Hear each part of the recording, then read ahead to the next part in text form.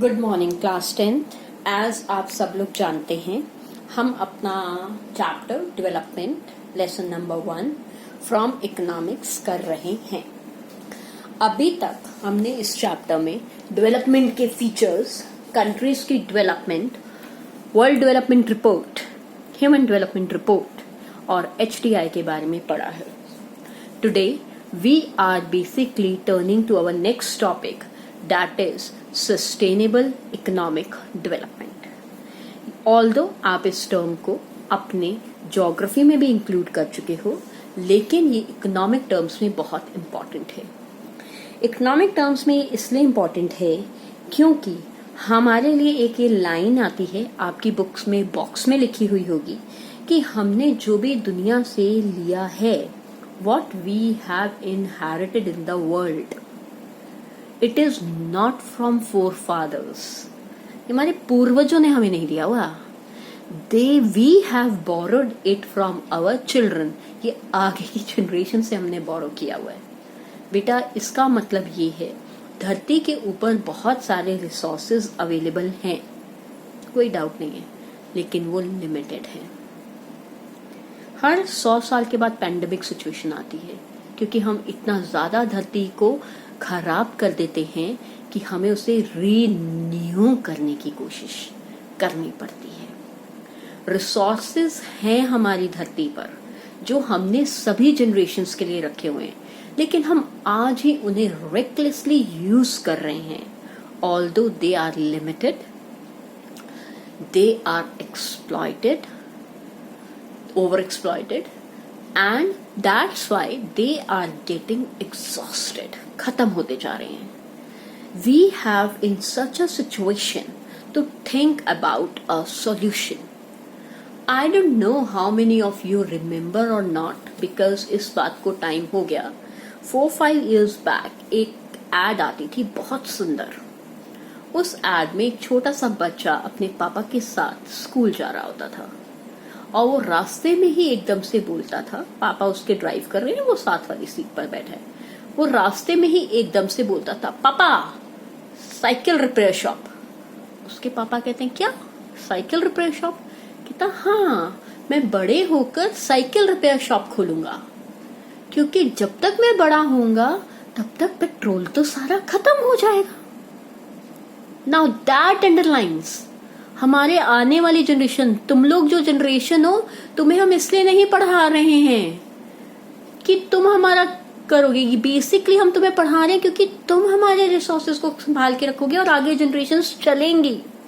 So sustainable developing economic development basically stresses upon that we should take care our future generation, we should fulfil the needs of present generation, but without damaging the environment।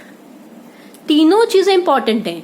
Sustainable economic development refers to development in which we take care about the resources for our future generation, as well as we fulfill the aspirations and needs of the present generation without compromising the environment, without damaging the environment, without creating the pollution।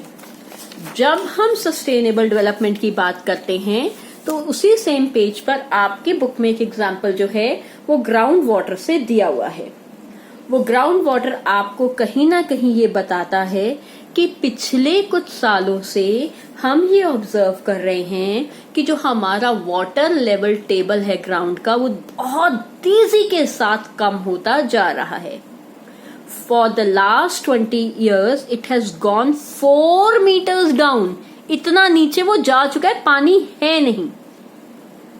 हम ये expect नहीं कर पा रहे कि अगले 25 सालों में इसका प्रभाव क्या होगा। सोचो, पानी ही नहीं रहेगा तो कैसे लोग जिएंगे, पानी नहीं रहेगा तो क्रॉप्स कैसे ग्रो होंगी। ये एक प्रॉब्लम नहीं है। अगर हम वाटर की बात करते हैं तो it is a renewable resource. Now the another terms come, we have to categorise the resources as renewable as well as non-renewable. Renewable resources से हमारा मतलब होता है वो resources जो कि replenishable हैं. replenishable मतलब आप कर चुके हैं इसे केमिस्ट्री में, जो रीयूज किए जा सकते हैं, वो आसानी से एग्जॉस्ट नहीं होते हैं. वाटर लेकिन वही एग्जॉस्शन पे पहुंचा हुआ है. कितनी ग्रिम सिचुएशन पर है हम. नॉन रिन्यूएबल रिसोर्सेज वो रिसोर्सेज हैं जो कि नो रीयूज होते हैं. एक बार हमने इसे इस्तेमाल किया तो वो एग्जॉस्ट हो जाते हैं, खत्म हो जाते हैं. आपकी बुक में इसके ऊपर भी एक एग्जाम्पल दिया हुआ है और वो एग्जाम्पल आपका ऑयल रिजर्व्स को लेकर दिया हुआ है. एक बॉक्स बना हुआ है, ठीक है. जब हम ये बॉक्सेस करते हैं तो हम इसमें ये करते हैं कि किस तरीके से मिडिल ईस्ट कंट्रीज के पास चाहे जितने मर्जी ऑयल रिजर्व्स अवेलेबल हों, लेकिन आने वाले टाइम में वो डिप्लीट होते चले जा रहे हैं. I want to show you something. बेटा ये आपको चार्ट नजर आ रहा है, ये आपका एग्जाम्पल 1 दिया हुआ है ग्राउंड वाटर इन इंडिया के ऊपर, और यहाँ देखिए आपका दूसरा एग्जाम्पल ऑयल रिसोर्सेज का दिया हुआ है, ठीक है. एग्जाम्पल 2 करके दिया हुआ है. This is about the exhaustion of natural resources, oil reserves की यहाँ बात की गई है. तो हमारे रिसोर्सेज जो हैं वो बहुत तेजी के साथ डिप्लीट होते चले जा रहे हैं. यूनाइटेड स्टेट्स में तो ये कहा जा रहा है कि अगले 10 साल के बाद रिजर्व्स खत्म हो जाएंगे. वर्ल्ड में नेक्स्ट 40 साल में खत्म हो जाएंगे. तो मशीनें कैसे चलेंगी? After 40 years you will be 50. हमारी एज के ही तो होवोगे तुम. कैसे तुम लोगों की जिंदगी चलेगी? कैसे प्रोडक्शन होगी? कैसे कार चलेंगी? अभी तो हम रो रहे हैं कि प्राइसेस बढ़ रहे हैं, लेकिन आने वाले फ्यूचर में क्या होगा? ये इकोनॉमिक डेवलपमेंट नहीं है. हमें अगर इकोनॉमिकली डेवलप करना है तो अपनी लाइफ को सस्टेन करके चलना है. नंबर 2, हमारी बुक में एक और लाइन दी हुई है, आपके नेक्स्ट पेज की फर्स्ट लाइन ही दी हुई होगी. Consequences of environmental degradation do not respect national और स्टेट बाउंड्रीज. जो भी हमारे इन्वायरमेंट का नुकसान होता है वो सिर्फ एक देश या एक राज्य पर नहीं होता, उसका नुकसान पूरी दुनिया को भुगतना पड़ता है. हमारा फ्यूचर जुड़ा हुआ है. ऐसा थोड़ा ना अमेरिका में ही तो खत्म होंगे मैम ऑयल, इंडिया में तो गाड़ी चला लेंगे. कैसे चला लेंगे? क्या हम उस समय इंपोर्ट एक्सपोर्ट नहीं करेंगे? क्या सिर्फ एक ऑयल रिजर्व्स के ऊपर हम डिपेंडेंट नहीं रहने लग जाएंगे? एक गिलास में पानी है, एक बच्चा एक बोतल पानी लेकर आता है, बाकी बच्चे नहीं लेकर आते. हम कहते हैं क्या फर्क पड़ता है, मेरा दोस्त तो पानी की बोतल लाएगा. भैया एक बोतल पानी एक बच्चा 2 पीरियड में पीता है. 2 बच्चे भी एक ही पीरियड में पियेंगे क्या होगा? एक ही पीरियड में बोतल खत्म हो जाएगी. और अगर 4 बच्चे एक ही बोतल से पानी पियेंगे तो 10 मिनट के अंदर वो बोतल खत्म हो जाएगी. नाउ यहां से हमारा क्वेश्चन निकलता है कि the development is perennial. Perennial का मतलब होता है कीप ऑन फ्लोइंग, लगातार वो चलती रहेगी. अगर हमने एक जगह की डेवलपमेंट रोक दी तो दूसरे जगह की डेवलपमेंट ऑटोमेटिकली रुक जाएगी. कोविड-19 का जन्म इंडिया में नहीं हुआ, कोविड-19 का जन्म यूएसए में भी नहीं हुआ, चाइना में हुआ. और वर्ल्ड की जो तेजी थी, वर्ल्ड की जो डेवलपमेंट फास्टर पेस के साथ चल रही थी, वो एक जगह के ऊपर आकर रुक गई है. यहीं से हमें सोच के चलना चाहिए कि हम जो भी चीज का आज इस्तेमाल कर रहे हैं उसका इफेक्ट हमारे फ्यूचर में क्या होगा.